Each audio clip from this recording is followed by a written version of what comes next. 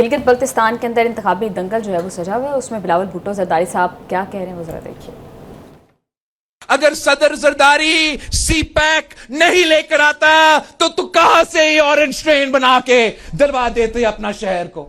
یہ صرف اور صرف صدر زرداری کی وجہ سے۔ اور میں سمجھتا ہوں کہ اگر صدر زرداری کے حکومت کو جس انداز سے اس وقت ایک سازش کا تحت ختم کروایا گیا، اگر ایسا نہیں ہوتا تو آج تک یہ ڈیامر بادشاہ ڈیم بنا ہوا ہوتا۔ جی بخاری صاحب، پورے ملک کے اندر جن کی اتحادی ہیں جو حکومت مل کر کر رہے ہیں، گلگت بلتستان کے محاذ کے اوپر تو ایک دوسرے کو آڑے ہاتھوں لے رہے ہیں۔ دیکھیے، پہلی بات تو یہ ہے کہ ان کا اتحاد جو ہے وہ پاکستان کی حد تک ہے۔ جو گلگت بلتستان ہے، جو آزاد کشمیر ہے، چونکہ ہم خود بھی کہتے ہیں کہ انڈیپینڈنٹ اینٹیٹیز ہیں، اس لیے وہاں پر یہ اتحاد جو ہے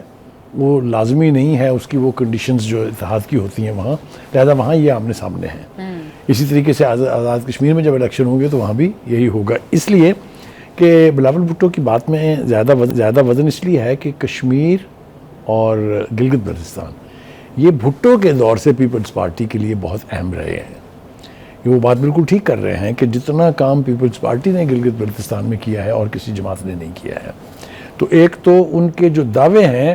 ان میں جھوٹ نہیں ہے، وہ سچے ہیں۔ انہوں نے یقینی طور پر وہاں پر ڈیولپمنٹ کے لیے جب ان کی حکومت رہی تب بھی،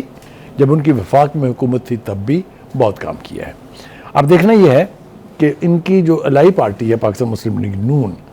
اس کا کتنا انفلوئنس ہے۔ انہوں نے بھی بالآخر نواز شریف کو مین سٹریم پولیٹکس کا حصہ بنا دیا، جنہوں نے جا کے کل وہاں پر تقریر کی ہے، اور انہوں نے بھی بے پناہ واقعات گنوائے ہیں جس کے تحت اس علاقے میں ترقی ہوئی، چاہے وہ ڈیم تھے، چاہے وہ سولرائزیشن تھی، چاہے مختلف قسم کے انہوں نے جو ان کے دور کے جو معاہدے یعنی منصوبے تھے ان کا تذکرہ کیا ہے۔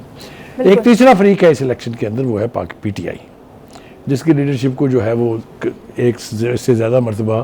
صوبہ بدر کہہ لیں یا گلگت بلتستان بدر بھی کیا گیا ہے،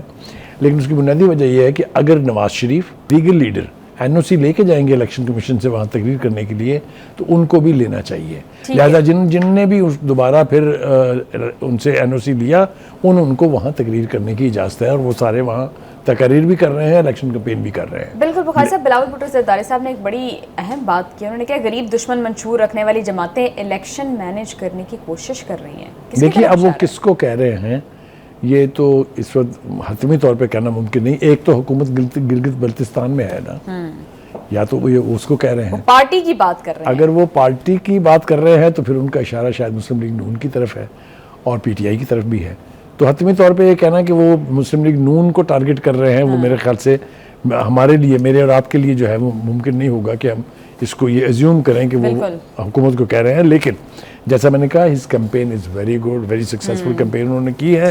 اور وہاں پر روایت بھی یہی رہی ہے۔ کل ہم نے بتایا تھا اپنے ناظرین کو کہ کس وقت سے کس وقت تک پیپلز پارٹی کی حکومت رہی، کس وقت سے کس وقت تک نون لیگ کی رہی۔ بالکل بخاری صاحب، لیکن کافی کنٹروورشل بات کی ہے ایبسلیوٹلی وہ ہے، اور دیکھتے ہیں کہ اس کا رزلٹ کیا ہونے جا رہا ہے۔ بالکل ٹھیک ہو گیا، پروگرام کا ٹائم ہو گیا ہے ختم۔ See you all tomorrow, take care, اللہ حافظ۔